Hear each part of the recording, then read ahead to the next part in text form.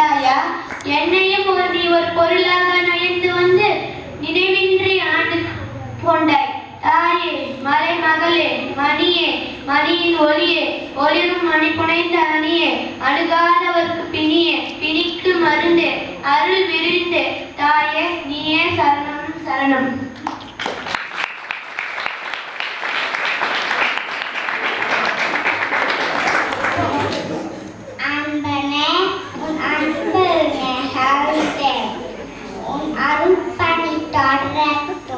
என்னை தொடர்ந்து பாடு உன் இந்த அருட்பாடற்ற அபிராமி அந்தாதி என்ற பெயர் என்றும் வரும்.